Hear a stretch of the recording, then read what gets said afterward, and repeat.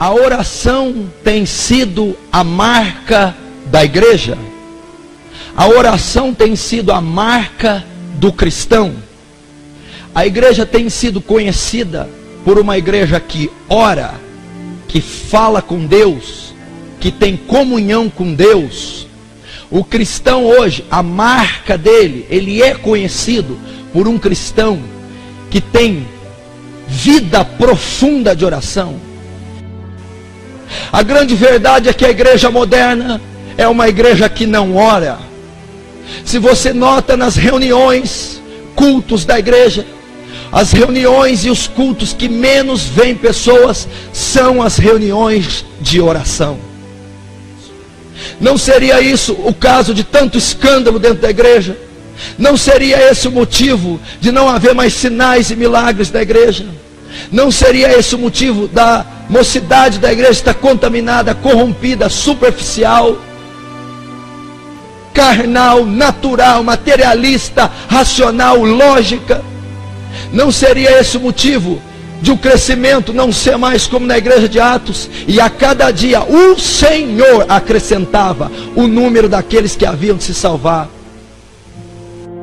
Não existe êxito na vida de nenhum homem bíblico, não existe êxito na vida de nenhum cristão dos séculos passados, não existe êxito na vida de nenhum cristão desse século sem a vida profunda de oração. Não existe, não pode existir. Pode-se avançar a modernidade e a ciência, mas esse princípio jamais poderá ser negligenciado. Ele é o bálsamo da igreja, a gasolina que move a igreja é a oração.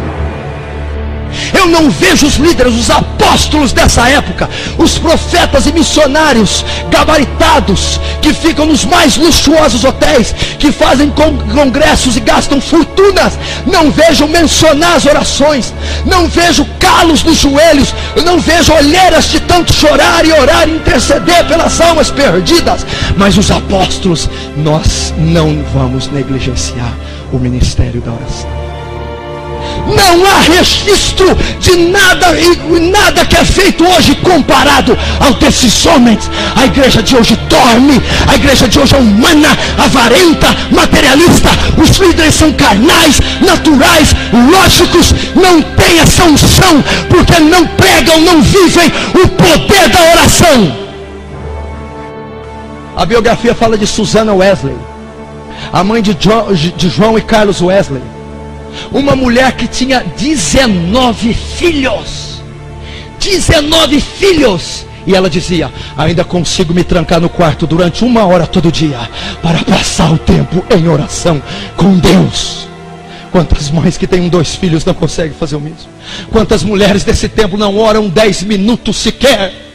Quantas mulheres dessa noite gastam 1, 2, 3 horas na frente da televisão vendo novela e não se consagram, por isso são fracas e estão em derrota? Qual o segredo dos evangelistas? Porque muitos hoje não ganham almas.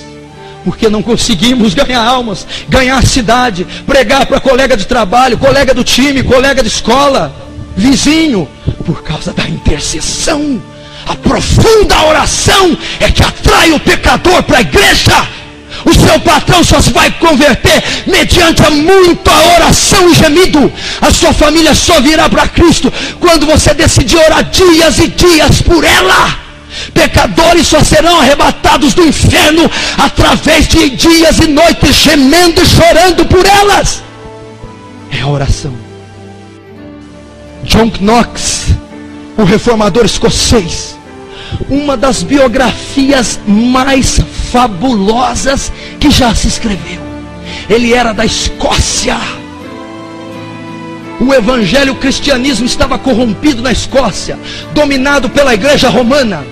E naquela época de 1550 e pouco, 1558, 55, 59, estava havendo guerra. E o principal inimigo da Escócia era a Inglaterra, regida pelo Império Monarca. A biografia diz que a rainha da Escócia declarou e disse: Eu não temo os exércitos ingleses, eu temo as orações de John Knox. Tamanha intensidade daquele homem.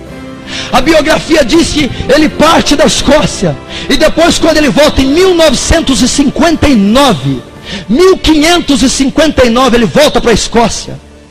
Toda a Escócia havia sido dominada pelo catolicismo romano, pela igreja romana. A história mostra que um ano depois, em 1560, o parlamento declara a religião do país, o protestantismo, pelas orações e influência de John Knox. Olha o que a oração pode fazer, olha o que um homem pode fazer.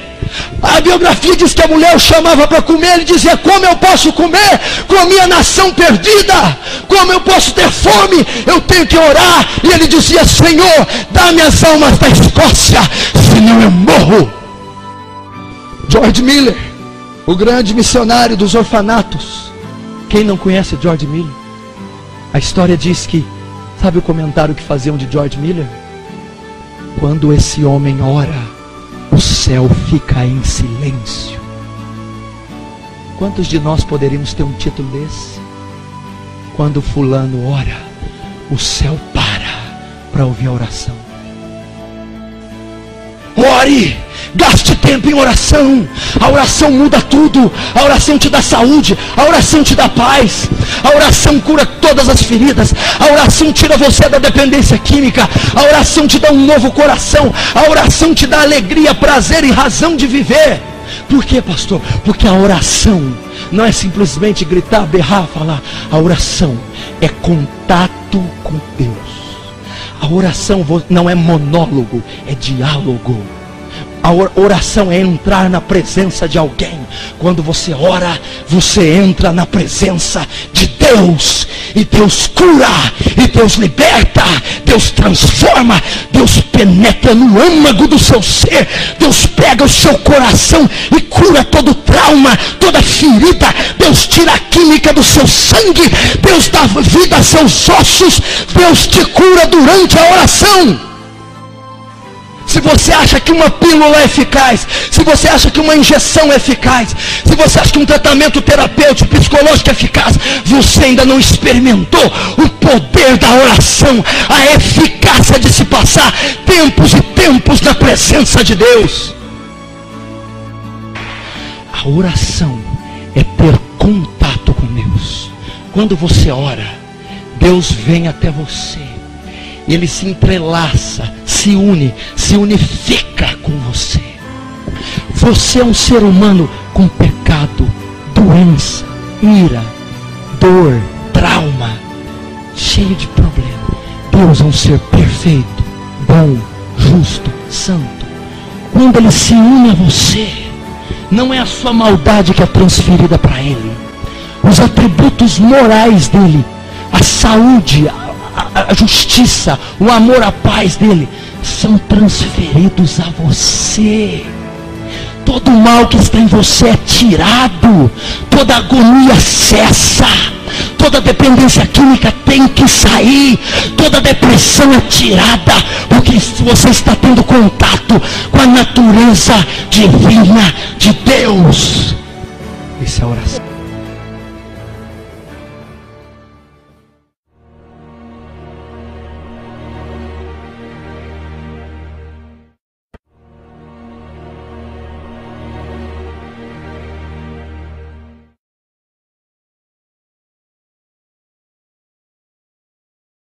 O cenário que está aí é impossível ser mudado por mãos humanas. É impossível ser mudado por dinheiro, intelecto e gritaria. Não vai mudar. O reino das trevas está em ascensão. As igrejas corrompidas, o evangelho deturpado, a obra das trevas, o poder é muito grande. Só um homem submisso a Deus, morto para o mundo e para a sua vontade, e entregue para o Cordeiro, vai conseguir mudar o mundo. Se você quiser fazer a diferença, se você quiser fazer diferença da massa, você não pode dividi-lo com ninguém. Você não pode dividir o lugar que é dele no seu coração com outra pessoa, com homem e mulher, com dinheiro, com prazer, com nada. Ele não quer 90%, Ele não quer parte da sua vida, Ele quer toda ela, Ele quer ela na totalidade. Pague o preço, faz o que ninguém quer fazer, sobe aonde ninguém subiu, caminha até onde nenhum homem caminhou, faz. Você é livre, independente, porque o véu está rasgado, não tem porta, não tem barreira, não tem empecilho. O Senhor está lá pronto para aquele que o quiser, e Ele vai levantar o tal. Você vai ter que renunciar tudo: o prazer, o status, a fama, os relacionamentos, a sociedade, a família. Vai te custar uma renúncia, vai te custar a Deus, amigos, a Deus prazer, a Deus sonhos materiais, a Deus. Deus não pode dividir o ministério dele, não pode dividir com as paixões do mundo, entenda. A Deus vai custar uma vida. Deus não pode dividir a sua vida ministerial com o seu prazer pessoal. Tem homens que Deus quer trazer totalmente para Ele. No mundo tereis aflições, é uma luta, é um mundo de trevas e de perseguições. E quanto maior o seu nível, ouça isso, quanto maior o nível que você chegar, quanto maior o nível que você desejar, maior será a perseguição que virá contra você, maior o número de demônios que vão combater sua vida. Não será fácil. Ele não está dizendo que você pode optar, Ele está dizendo: quem coloca uma vez, quem eu chamo pela primeira vez, quem eu chamo para o meu ministério, não pode mais voltar atrás, não tem mais volta. Você é dele, está selado no céu, você é obreiro, você é lavoura de Deus, cooperador da obra dele. Vamos dizer como Paulo: sinto prazer nas fraquezas, nos açoites, nas fomes, nos naufrágios, para que o poder de Cristo se aperfeiçoe em mim. E ele diz: então quando eu estou fraco, então é que eu estou forte. Que loucura que é essa que Paulo diz? Quando sou perseguido, oprimido, rejeitado, açoitado, quando não tenho nada no mundo, eu tenho tudo no céu. Quando o mundo desampara-me, Deus me recolhe com a sua graça. Um homem de Deus não pode viver sem perseguição, açoites, sem vida com Cristo consagrada. É tudo para Ele, é tudo para mim. Você tem que respirar Jesus, você tem que sonhar com Ele, você tem que querer as almas, você tem que querer o terceiro céu, você tem que querer conhecer Ele no rosto. Aleluia. Oh meu Deus, toca nesse povo, Jesus. Só o seu Espírito tem poder de tocar. Será que você vai entregar sua vida incondicionalmente? Vai guardar essa palavra? Se você for tal homem, comece a orar agora, para que o Espírito Santo te chame. Que Deus desperte tal desejo.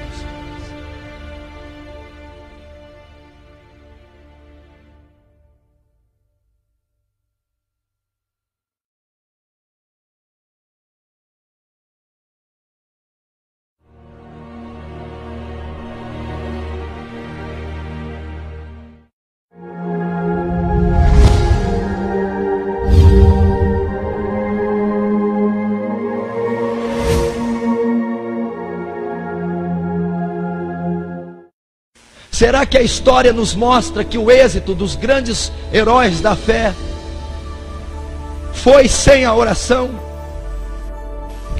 Nós vemos na história moderna homens que são citados em toda a teologia ensinada, mas não são copiados da história moderna. Lemos ali Policarpo, Irineu, Crisóstomo, Agostinho, Tomás de Aquino. Que homens tremendos, que homens poderosos. Qual o êxito deles? Homens de profunda oração, homens de oração.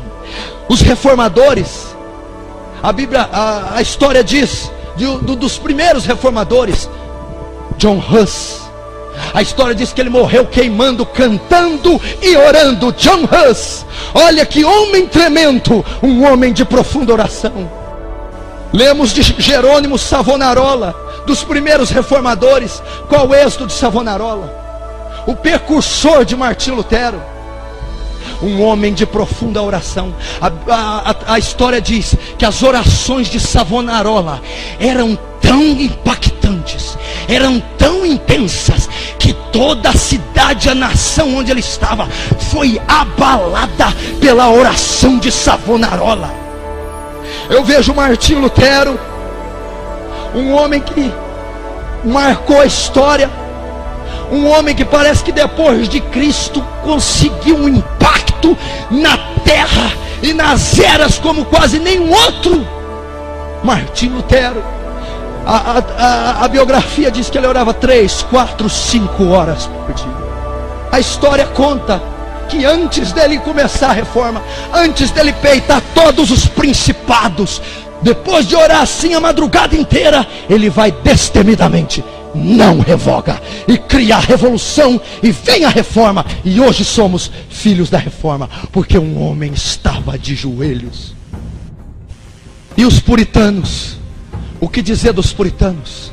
Tão falados e criticados, os radicais da fé. Joe Owen, Richard Baxter, não eram teólogos escriturísticos apenas, eram homens de montes e de vales.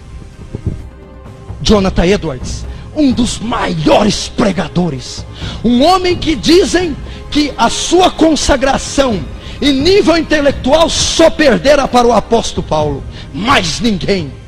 Um homem magro, com o rosto magro de tanto orar e jejuar.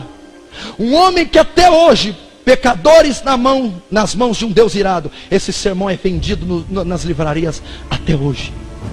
Qual o segredo de Jonathan Edwards? A biografia diz que quando ele pregava nos auditórios, os pecadores caíram de joelhos chorando: ah, me perdoa, Deus, porque eu sou um pecador. Visitei o velho templo da Nova Inglaterra, onde Jonathan Edwards pregou o comovente sermão: pecadores nas mãos de um Deus irado. Edwards segurava o esboço tão perto dos olhos que os ouvintes nem viam seu rosto. Porém, com a continuação da leitura, o grande auditório ficou abalado. Um homem correu para a frente no púlpito e clamou: Senhor Edwards, tenha compaixão. Outros se agarraram nos bancos, pensando que iam cair no inferno vivos. Vi as colunas que eles abraçaram para se firmarem, pensando que o juízo final havia chegado. O poder daquele sermão opera no mundo inteiro, mas convém saber algo da parte da história que geralmente não contada. Antes desse sermão, por 3 dias, Edwards não se alimentara. Durante 3 noites não dormira. Rogara a Deus sem cessar em oração: dá-me a Nova Inglaterra. Ao levantar-se da oração, dirigindo-se para o púlpito, alguém disse que o rosto dele era semelhante ao rosto de um anjo. Antes de abrir a boca para proferir a primeira palavra, a convicção caiu sobre o auditório. A biografia diz que tinha 130 quilos, orava e lia a Bíblia de joelhos.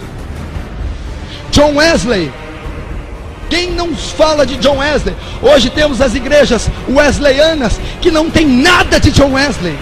Olha a terminologia que usaram para John Wesley: o tição tirado do fogo. A biografia diz que um pastor normal prega em média 100 vezes por ano. John Wesley pregava 700 vezes por ano. Durante 54 anos John Wesley fez isso. Qual o segredo do tição tirado do fogo? É que o tição primeiro foi ao fogo em oração. Sabe qual é o segredo de Charles Finney? Hoje temos a teologia sistemática de Finney. A biografia diz que Finney gostava de se retirar aos bosques a orar. A biografia diz que quando ele se sentia seco, vazio. Sabe quando você está seco, vazio, rançoso, irado, ruim? Ele ia aos bosques e orava 1 dia, 2, 3, 4, até que o poder do alto descia e transbordava na vida de Charles Finney, porque o êxito daquele homem era a oração. E os missionários? Charles Studd, Guilherme Carey, John Wright, Livingstone. Qual o êxito da missão na África? Qual é a missão na Índia de Carey, que fundou um instituto teológico e traduziu a Bíblia em vários dialetos hindus? Os missionários eram homens de oração. Hudson Taylor, quem não conhece Hudson Taylor? O que fez as missões no interior da China, um homem incomum, um homem fenomenal. Sabe o que a biografia fala de Hudson Taylor? A biografia diz assim: o sol nunca nasceu na China sem que Hudson Taylor estivesse de joelhos. Ele dá uma declaração de: se eu tivesse 100 vidas, eu as daria todas para a China. Por isso foi um dos maiores missionários. David Brainerd, um missionário que pregou nos Estados Unidos para os peles vermelhas, os índios silvícolas, que eram canibais. Ele correu o risco de ser comido vivo pelos índios.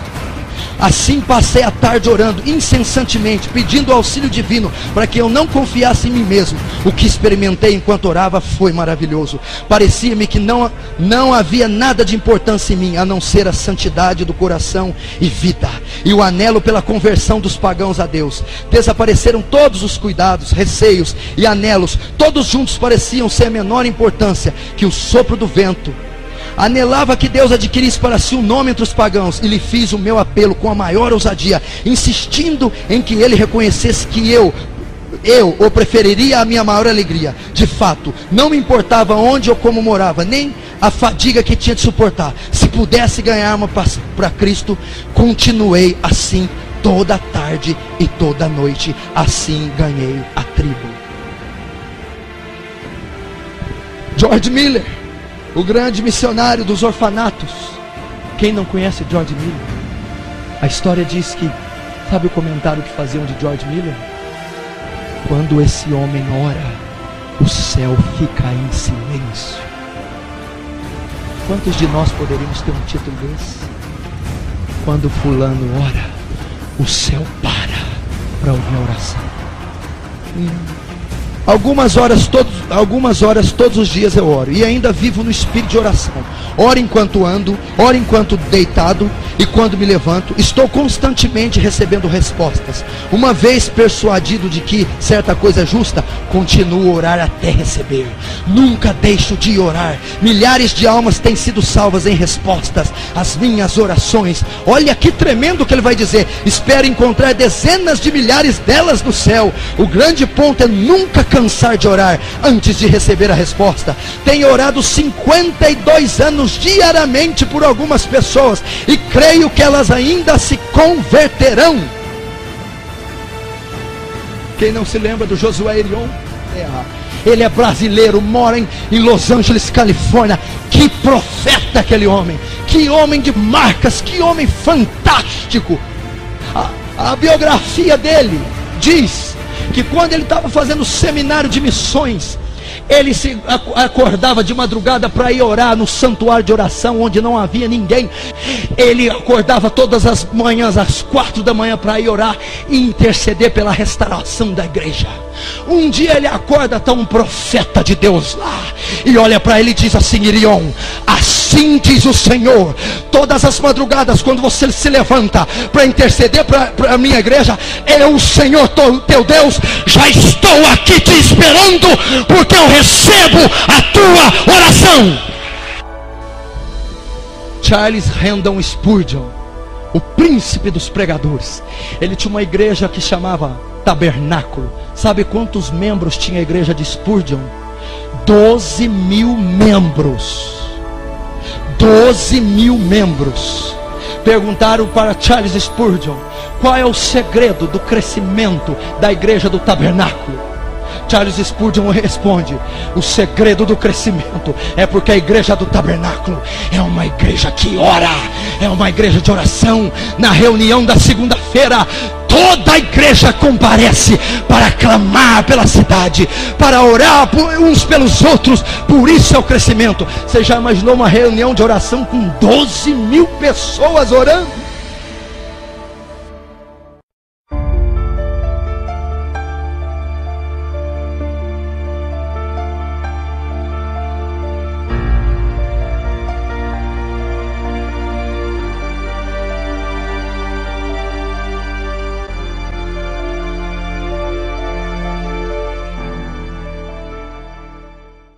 perdido. Você quer ser um grande homem de Deus?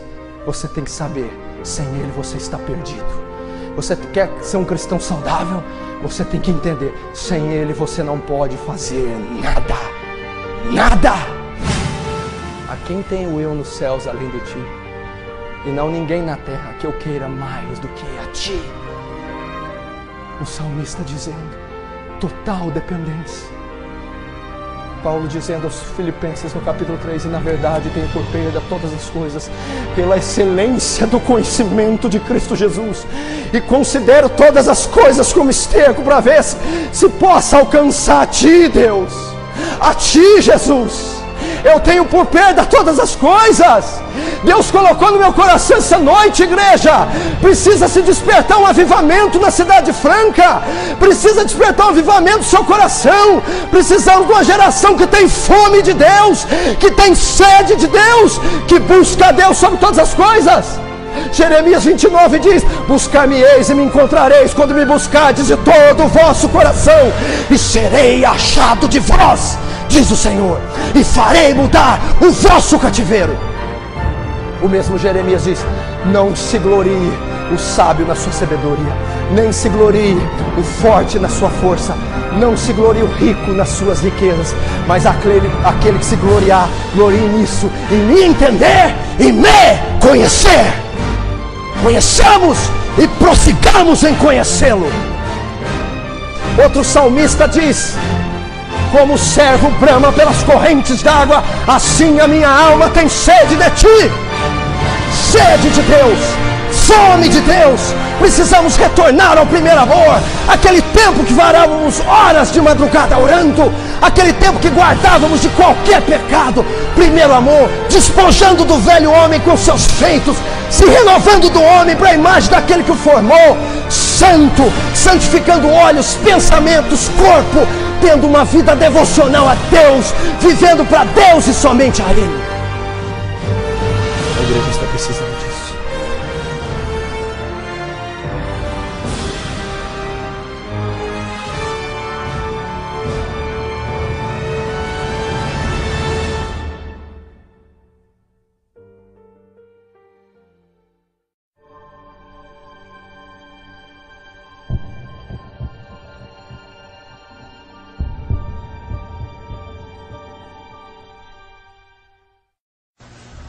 Apocalipse capítulo 20, versículo 11. E vi um grande trono branco, e que estava sentado sobre ele, de cuja presença fugia a terra e o céu, e não se achou lugar para eles.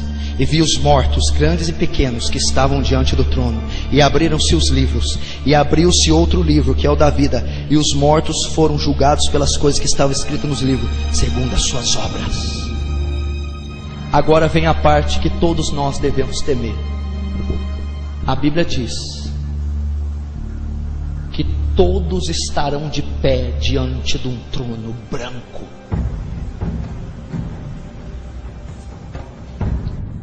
Romanos 14 diz, pois todos haverão de comparecer ante ao tribunal de Cristo. 1 Coríntios 5,10, porque todos devemos comparecer ante ao tribunal de Cristo. Aí vai chegar a hora do julgamento. Ninguém vai escapar. Há alguns há dúvida. Não, os crentes não passarão por lá, não serão julgados. Romanos e Coríntios, todos hão de comparecer ante ao trono. A Bíblia diz que haverá um trono. Trono simboliza autoridade, soberania, reinado. Está lá. Branco simboliza pureza, justiça, imaculado. Não há contaminação na autoridade desse trono. Quem está sentado no trono é o único capaz de sentar, é o único todo-poderoso, eterno, onipotente, onipresente. Deus e toda a sua majestade estão no trono. Tronos são feitos para reis, porque Ele é o Rei dos Reis. Mas esse dia Ele vai estar sentado como um juiz. Ele vai estar para julgar. Estava sentado sobre ele, cuja presença fugiu a terra e o céu, e não se achou lugar para eles. O trono era de uma imensidão tão grande, tão absurda, simbolizando a autoridade e a plenitude de Deus, tão excelsas, tão magníficas, que os céus e a terra fugirão da presença. Significa, o primeiro céu e a primeira terra serão exterminados. Não haverá mais céu, não haverá mais terra, não haverá mais nada. Só você e o trono, você e o juízo, o julgamento de Deus. Um dia ele vai chegar. Chegou o dia do julgamento. Deixa eu te dizer, ele já está marcado. Você pode estar tranquilo, mas esse dia vai chegar. Vamos ter que apresentar ante o tribunal de Cristo. Nenhuma outra criação, só o trono e nós. E vi os mortos, grandes e pequenos, que estavam diante do trono. Não há raça, não há sexo, não há cor, não há posição social, não há nada. Todos irão se apresentar diante desse trono. Todos estarão de pé. Só que esse trono não é para discutir a sua sentença. Esse trono, a sentença já está decretada. Esse trono você só saberá o veredito, porque ele já foi decretado. E abriram-se os livros. Deus abrirá o livro chamado livro memorial. Esse livro não mostrará obras, mostrará a intenção das obras. Esse livro não vai expor tua casca, ele vai revelar teu interior, vai revelar de fato quem você é, vai no âmago do seu ser e vai nos mostrar o quanto somos maus, e a sua vida será exposta. Você estará nu diante de Deus e todos os seus atos serão revelados. O que esse livro anotou essa semana? O que foi colocado essa semana nesse livro? O que foi colocado mês passado? O que foi colocado ano passado? O que está registrado no livro? Quais os pensamentos que estão lá? Quais os sentimentos do coração que estão lá? Quanta coisa feita por Cristo está no livro? Quanta coisa que deixou de fazer está no livro? Quanto ódio, rancor, egoísmo, olhos altivos, cobiça, adultério, fornicação está escrito no livro. E quais as intenções? E deu o mar os mortos, e que nele havia muitas pessoas que já morreram há séculos, irmãos. Eu vou escapar do juízo de Deus? Não. O mar vai dar os mortos. O apóstolo João descreveu o mar porque tudo que é jogado em entulho, o mar cospe de volta, mesmo estando morto. Os mortos ressuscitarão. Antônio Carlos Magalhães vai ressuscitar para prestar conta. Paulo César Farias, Adolf Hitler, Mussolini, Stalin vão ressuscitar. O mar vai lançá-los e cada um estará diante do trono. Nenhum morto escapará, ninguém escapará. A Bíblia diz: e a morte e o inferno foram lançados no lago de fogo. Esta é a segunda morte. E aquele que não foi achado escrito no livro da vida foi lançado no lago de fogo. Seu nome está escrito no livro da vida? Você já orou? Essa já foi sua preocupação algum dia? Meu nome está escrito no livro da vida? Eu serei absolvido diante do trono branco? Eu irei sofrer a ira de Deus no inferno? Todos aqueles que foram condenados foram lançados no inferno. O verme não morre, nem a ferida cicatriza. As feridas não cicatrizarão, simboliza dor eterna. O verme não morre. Seremos os que forem, serão comidos de bichos e eles não morrerão. Que mais é o inferno? Lugar de sofrimento, suplício inimaginável. Não temos ideia o que é o inferno. É um sofrimento inimaginável. Lugar da a ira de Deus. Sabe, o tormento, o juízo de Deus, a ira sobre tudo, toda a maldade do ímpio e do inferno serão lançadas, serão manifestadas no inferno. O inferno é eterno. Como? É eterno. Não tem mais volta, não tem mais saída. É pelos séculos dos séculos dos séculos, de eternidade em eternidade. Sofrimento inimaginável, eterno, pelos séculos dos séculos. E a Bíblia diz que a nossa consciência não vai ser tirada. Iremos lembrar e saber porque estamos lá. Os condenados saberão porque estarão lá. Não diga: eu não tenho medo do inferno, eu não me importo com o inferno. Não diga: isso não faz mal, eu me preocupo com a minha vida na terra. Cuidado! Eu disse aqui numa pregação: sujo, continue a se sujar. Santo, santifique-se ainda mais. Será que você está como as virgens prudentes e as nécias? As prudentes prepararam azeite e ficaram esperando, vigiando o seu noivo. Quando ele chegou, elas estavam lá, acenderam e entraram. As nécias esqueceram, saíram correndo para comprar. Quando elas voltaram, bateram: não, tarde demais, o noivo já veio, já passou, já arrebatou. As virgens prudentes, as nécias agora perecerão no lago de fogo eterno. Não há mais solução, não há mais salvação. Se foi, quantos anos virão sobre a nossa mente? Todos os anos que perdemos no pecado, na orgia, na negligência, na timidez, e poderíamos ter servido a Cristo.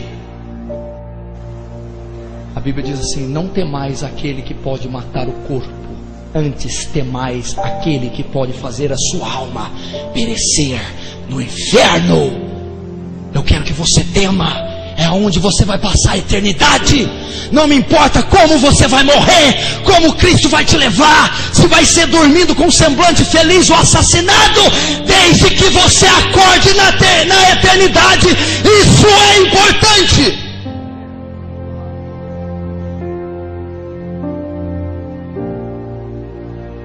Bem-aventurado aquele que ouve e lê as profecias desse livro, porque o tempo está próximo. Feche os olhos. Examine-se, pois, a si mesmo. Você está comendo comida de demônios? Você ainda é um beberrão que não tem limite? Você ainda está viciado no cigarro? Você ainda é um imoral? Você ainda é um indecente? Você ainda é arrogante, orgulhoso, mentiroso? Sem novo nascimento não tem salvação. Sem transformação não há salvação. Sem regeneração do caráter não há salvação. Sem o poder sobrenatural do Espírito Santo não há salvação.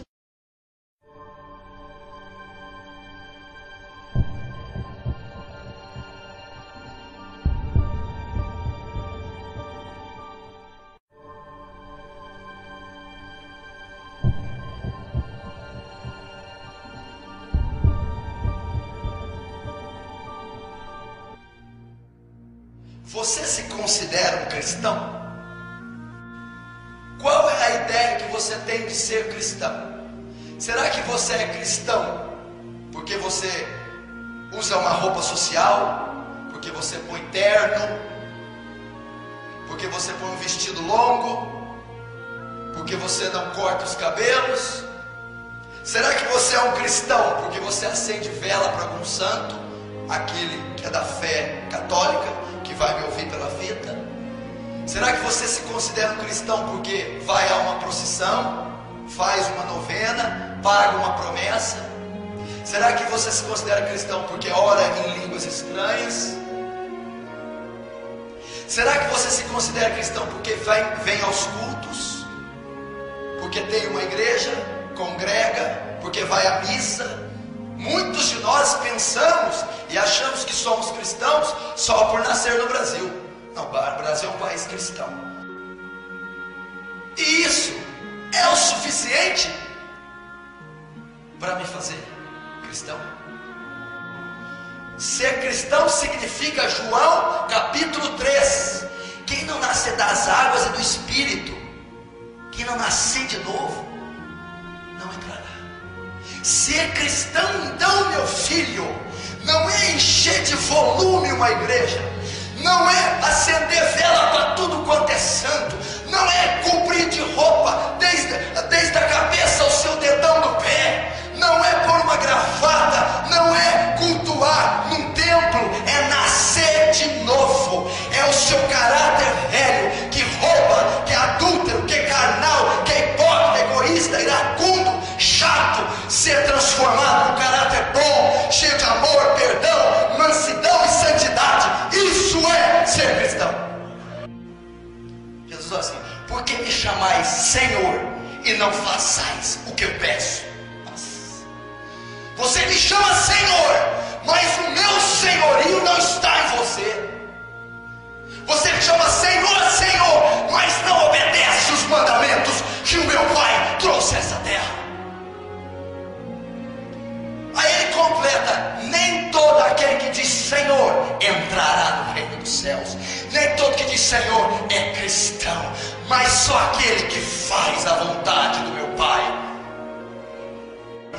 Esse povo que amontou as igrejas, que amontou essas procissões, que amontou esses templos, me honra com os lábios, mas o seu coração está longe de mim.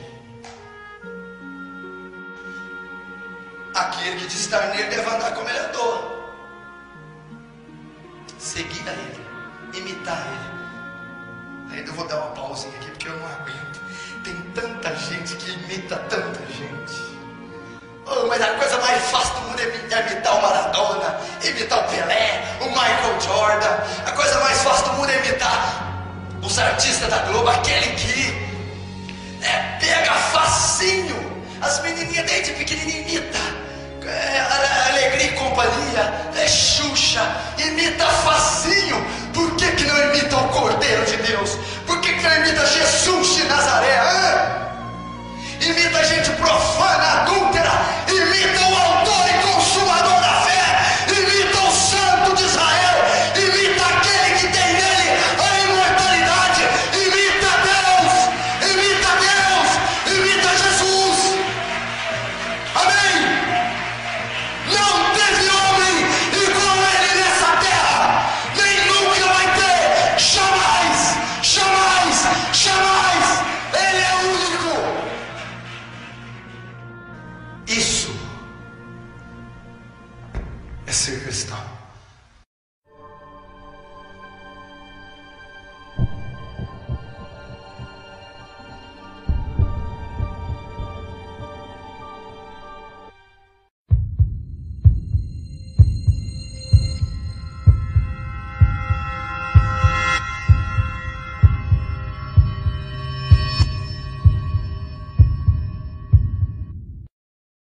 Eu vi um homem pregar, Ravenhill, ele andava assim, aí ele para: nós vamos ser a geração que vai encher o inferno mais rápida que todas as outras. Por quê? Porque somos religiosos, defendemos o que a Quadrangular pede, que a Assembleia Batista, mas não o que Cristo na sua palavra pede. A Bíblia diz que em Antioquia, pela primeira vez, os discípulos foram chamados de cristãos. Pela primeira vez. Por quê? Não foram eles que se chamaram. Os outros, pelo modo de vida deles, falavam: esse povo é cristão. Por quê? Se parecem com Cristo. Tem alguns aqui que Deus pode chamar de qualquer coisa, menos de cristão. Budista, kardecista, religioso, prepotente, arrogante, iracundo. Mas de cristão não. Não. Sabe por quê? Porque se colocar Cristo do seu lado, você desaparece. Você não parece nada com Ele. Você não se veste como Ele se vestiria, não fala o que Ele falaria, não tem os olhos que Ele tem, não ama como Ele ama, ou seja, não tem nada dele. Nada. Tem uma mensagem que tem falado comigo, e esse mesmo pregador diz assim: quando é que vamos ser uma raça diferente? É uma raça, é um povo diferente. A Bíblia diz que somos forasteiros e peregrinos em terras estranhas. O que é isso? O que é um forasteiro? Ele não tem nada a ver com o costume daquela terra. Ele não se veste como aquela terra. Ele não se alimenta como aquela terra. Ele não é dali, ele é de outra terra. Ele é estranho, ele só está de passagem. Nós somos esses forasteiros celestiais, somos do céu. Então não nos adaptamos a esse mundo. Então temos que viver como uma raça diferente. Esse mesmo pregador, Ravenhill, diz: somos muito terrenos. Talvez alguns tenham com vontade de levantar e ir embora. Em primeiro lugar, que não gosta que grita. Então tá bom, não presta atenção na potência da voz, e sim no que a palavra está dizendo. Pecado baixo, pecado gritado é a mesma coisa, não deixa de ser pecado. Se você é iracundo, ruim, perverso, eu gritando ou não, isso não vai mudar. Se você está com a intenção de se levantar e ir embora, você devia interpretar as escrituras, porque você está sendo exortado, corrigido, você está sendo pressionado, exprimido. E o que é isso? É uma prova, uma mostra da misericórdia de Deus e do amor, porque Hebreus diz que Ele exorta aqueles que Ele ama e tem por filhos. É uma prova que Ele está vendo que alguns estão um fio do abismo e um fio do inferno. E não pensa vocês e eu, que os que estão à beira do inferno, os maconheiros, os adúlteros. Não. São aqueles que são quietinhos, bem vestidos, mas malignos por dentro. Egoístas, aqueles que cobiçam qualquer um que vê na frente. Ruins, egoístas, frios, tímidos.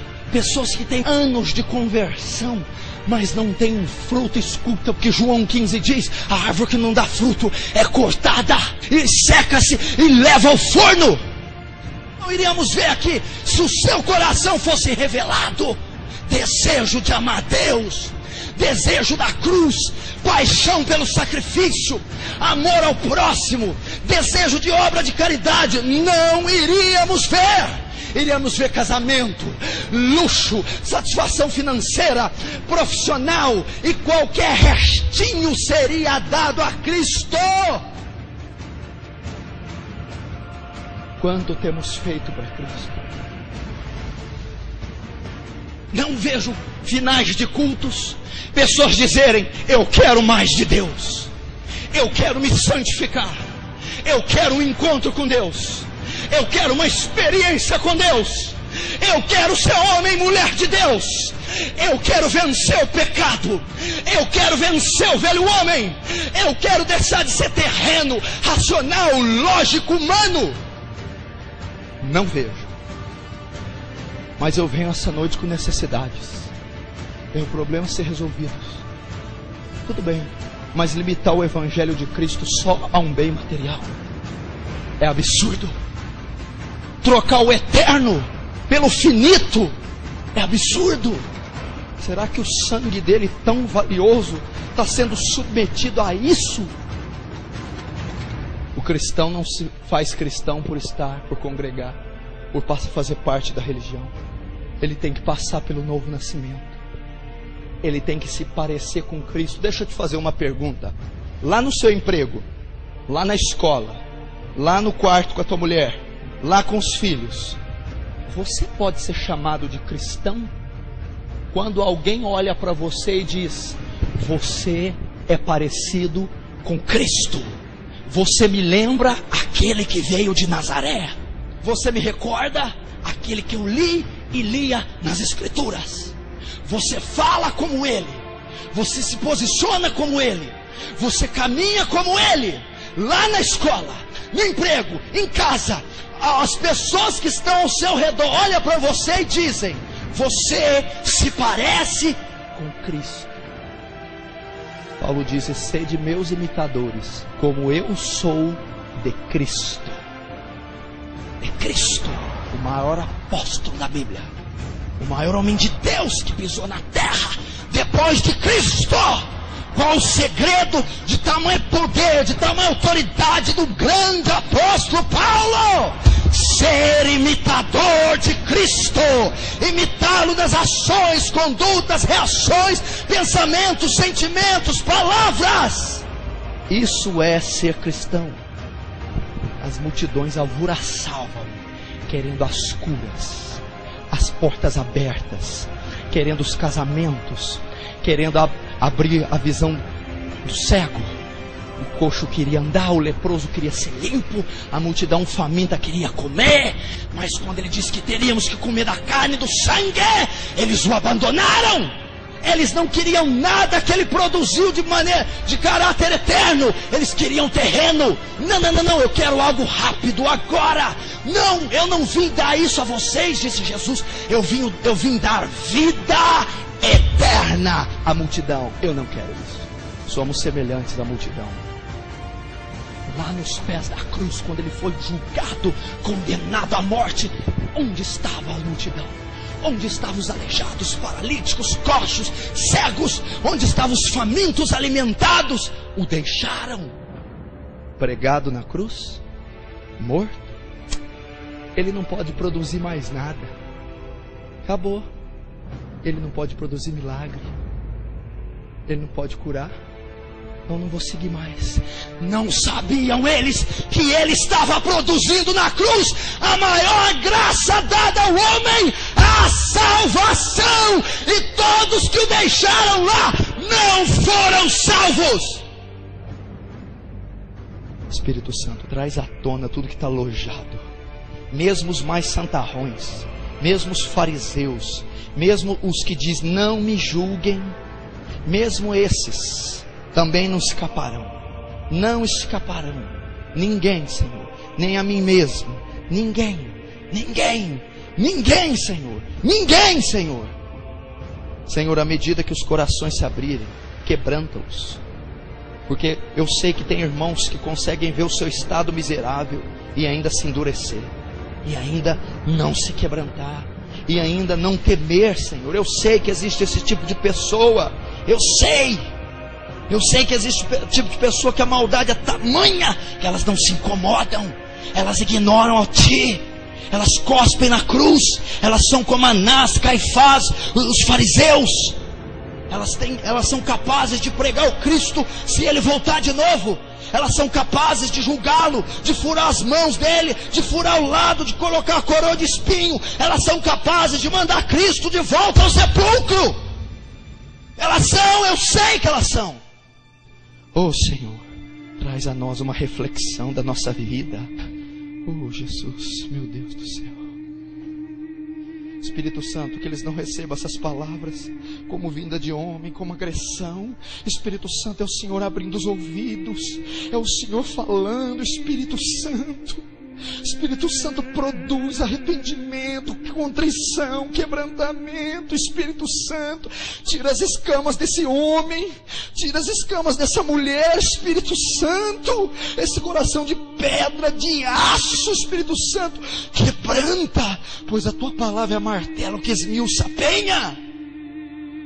Quanto maquinamos nosso coração perverso, quanto maquinamos de mal contra o próximo, quanto julgamos as pessoas. Meu Deus, que sepulcro caiado somos nós.